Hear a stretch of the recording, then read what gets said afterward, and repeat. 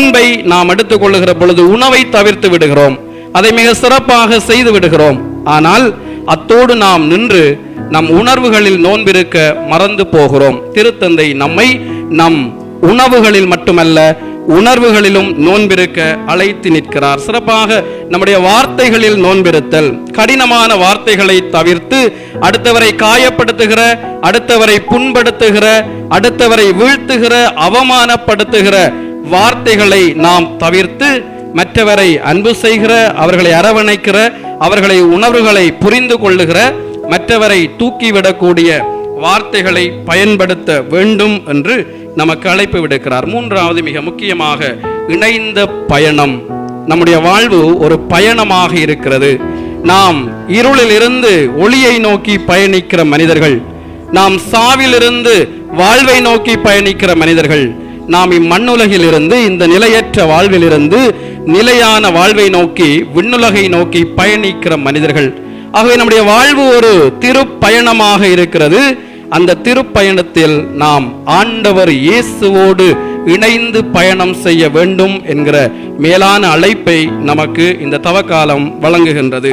சிறப்பாக இந்த பயணங்களை பற்றி பேசுகிற பொழுது நாம் தவக்காலத்திலே ஏராளமான பயணங்கள், யாத்திரைகள் செய்கிறோம். இன்று நாங்கள் கடந்த 2 நாட்களாக பல மைல் தூரம், பல்வேறு கஷ்டங்களுக்கு மத்தியில், உடல் வருத்தங்களுக்கு மத்தியில் நாம் நடந்து பயணம் செய்து இந்த கல்வாரி திருத்தலத்தை அடைந்திருக்கிறோம்.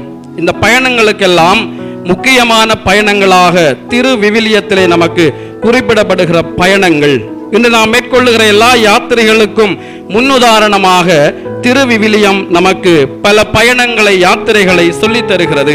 முதலாவது தொடக்க நூல் 12ஆம் அதிகாரத்திலே நாம் வாசிக்கிற ஆபிரகாமினுடைய பயணம். ஆபிரகாமை ஆண்டவர் பார்த்து சொல்லுவார், நீ உன்னுடைய நாட்டை விட்டு, உன்னுடைய வீட்டை விட்டு, உன்னுடைய இனத்தை விட்டு நான் உனக்கு காண்பிக்கிற நாட்டுக்கு போ என்று கடவுள் ஆபிரகாமுக்கு கட்டளையிடுகிறார். ஆபிரகாம் ஆண்டவருடைய வார்த்தைகளுக்கு பணிந்து எல்லாவற்றையும் விட்டுவிட்டு, தனக்கு முன்னிருக்கிற சவால்களை எல்லாம் மறந்து, தன்னுடைய தனிமையை மறந்து, தான் இழக்கப் போவதை மறந்து, தான் எல்லாவற்றையும் விட்டுவிட்டு தனியாக முன்பின் தெரியாத ஒரு தேசத்திற்கு பயணம் செய்ய வேண்டுமே என்பதையெல்லாம் மறந்து ஆண்டவருடைய வார்த்தைக்கு பணிந்து ஒரு பயணம் மேற்கொள்ளுகிறார். அது அவருக்கு ஆசீர்வாதத்தை கொடுக்கிற பயணமாக மாறி போகிறது.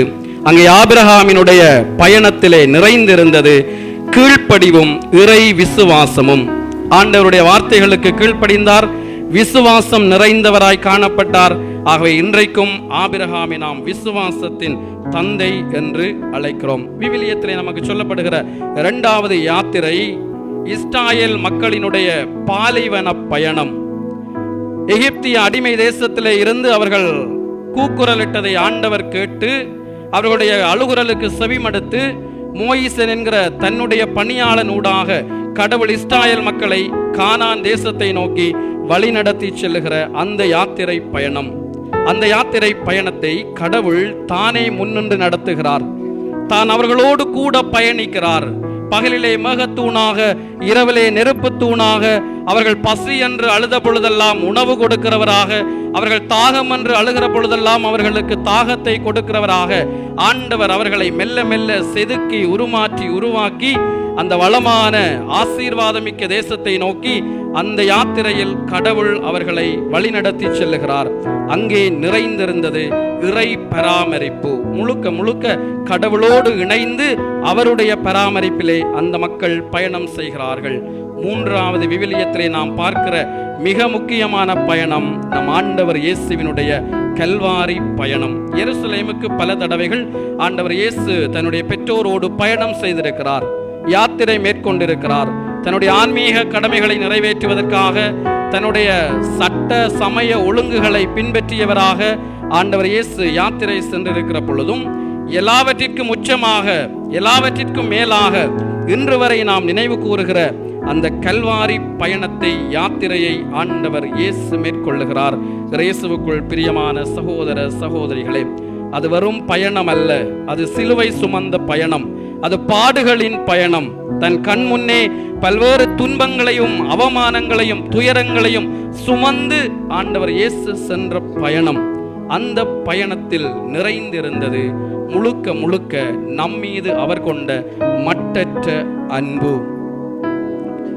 முழுக்க முழுக்க நம் மீது அவர் கொண்ட மட்டற்ற அன்பினால், பாவத்தின் பிடியிலிருந்து நம்மை மீட்க வேண்டும் என்ற வாஞ்சையினால் ஆண்டவர் இயேசு அந்த கொடூரமான துன்பம் நிறைந்த பாடுகள் நிறைந்த பயணத்தை செல்லுகிறார்.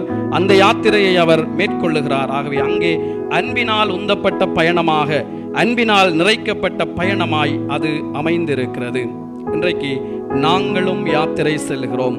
இன்றைக்கு நாங்களும் பயணம் செய்கின்றோம். இன்றைக்கு நம்முடைய பயணங்கள் எப்படியான பயணங்களாக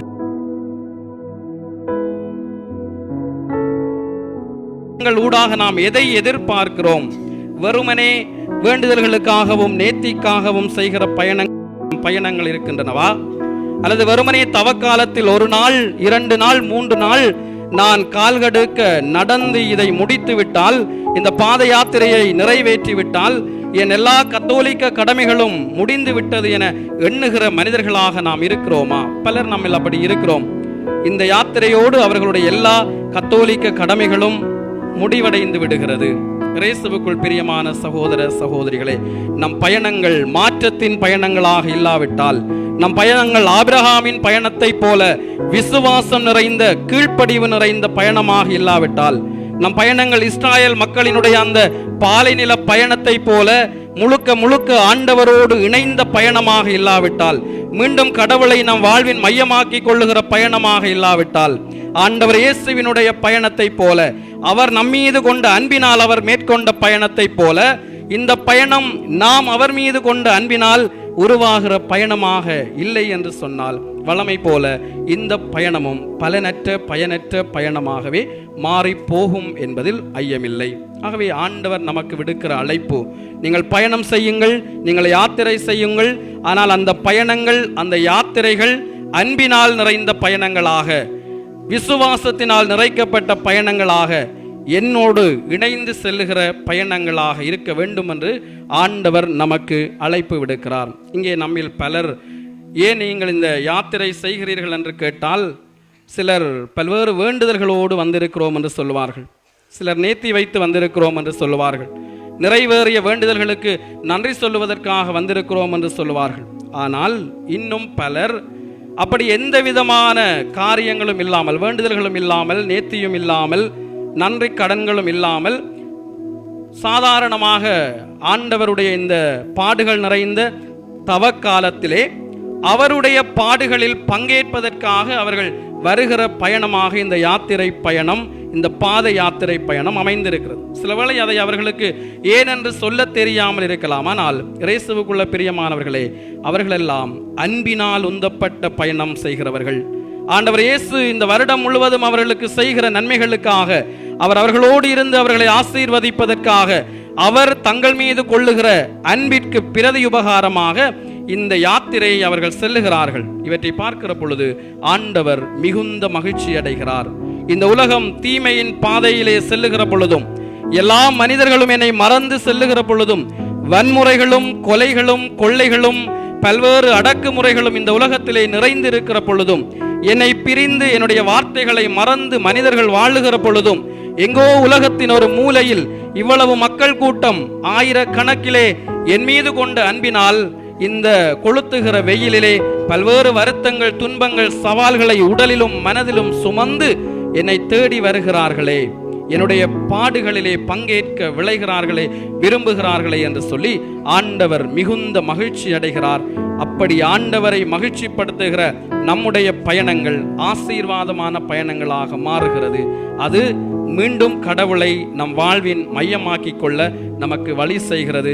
இயேசுவுக்குள்ளே பிரியமான சகோதர சகோதரிகளே, ஆகவே இந்த தவக்காலத்திலும் சரி, நம்முடைய வாழ்வு பயணமும் சரி, ஆபிரகாமை போல விசுவாசம் நிறைந்த பயணமாக, அந்த இஸ்ராயேல் மக்கள் ஆண்டவரோடு இணைந்து செய்த பயணத்தை போல எப்பொழுதும் கடவுளோடு இணைந்து செய்கிற பயணமாக, ஆண்டவர் இயேசு நம்மீது கொண்ட அன்பினால் மேற்கொண்ட கல்வாரி பயணத்தை போல நாம் ஆண்டவர் மீதும் அடுத்தவர் மீதும் கொள்ளுகிற அன்பினால் செய்கிற பயணங்களாக மாறுகிற பொழுது ஆண்டவருடைய நிறை ஆசீர் நமக்கு கிடைக்கும். அப்பொழுது நாம் மீண்டும் கடவுளை நம் வாழ்வின் மையமாக்கி கொள்ள முடியும்.